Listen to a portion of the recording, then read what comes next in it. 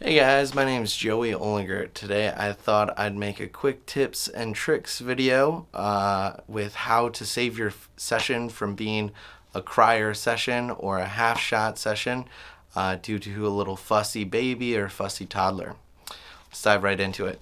So the first thing, guys, as soon as you walk into your client's home, what you want to do is make sure if it's an infant, if that infant is fully fed and burped. I like to tell the parents that our odds of having a successful session are heavily increased with a full tummy. And that is very much true. A lot of first time parents sometimes don't want to feed their baby in fear of that baby spitting up some milk or throwing up on their clothes. But definitely reassure them that this is definitely worth the risk. Keep a burp rag nearby, but you definitely want to feed those little babies. As far as the toddlers go, as soon as you walk into their home, what you want to do is warm up to them. So a lot of these babies are at that stranger danger stage. Some of them might be glued to mom's arms or legs, especially right now with the mask. What you want to do is take all the time that it takes to warm up to that baby. If it's an hour shoot and it takes you a whole 45 minutes to warm up to that baby, that toddler, it's worth every single second. Just make sure you kind of play with them or her and get them to smile before you start taking photos. This is going to make a really big difference and definitely worth the time, okay? So let's continue with infants. So mostly you want to avoid having them get fussy, but say we're going and they do start crying.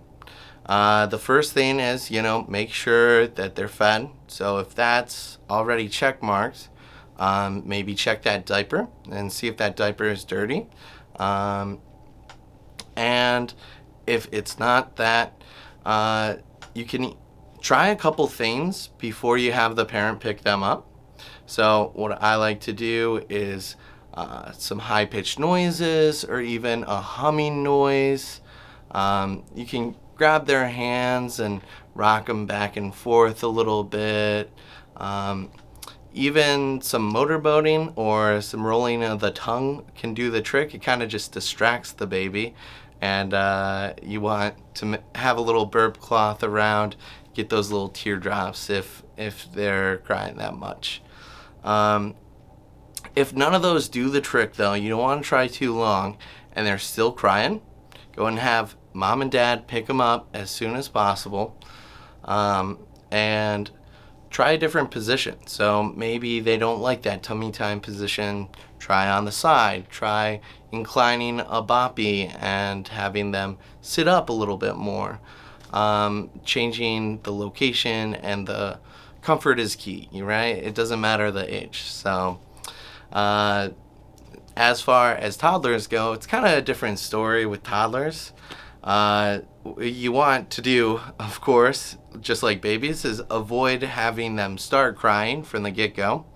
But if they do start, just continue being silly, being funny, interacting with them. Make sure you have a lot of their toys nearby. So as soon as you put them where you're taking photos, on a table, or anything like that, you want to have a bunch of props ready to roll and immediately stimulate them.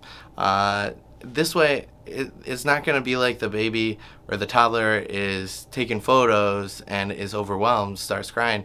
It's like they're just having fun. And you're going to capture those smiles and that fun that baby is having.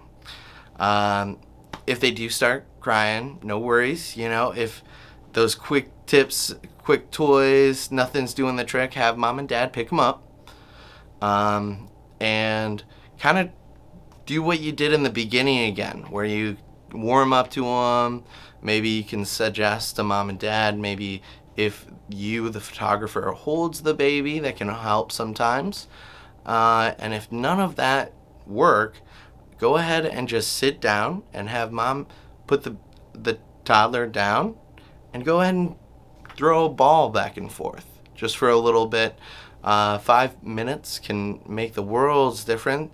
That baby will totally forget that it was overwhelmed doing photos, and you'll be good to go again.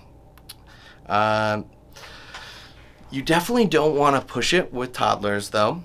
If they are crying, they don't want to do it. If you continue trying or continue trying to push them, that might make this a negative experience. That might make it harder for the next time you try to take photos of this particular toddler, that you're going to have a really hard time, and it might affect them on that traumatic event of taking photos, and they're going to remember that as a negative experience. That's something we definitely want to avoid. Okay guys, those were my quick tips and tricks for avoiding babies and toddlers crying and what to do to remediate it. Okay, thanks for joining. Bye.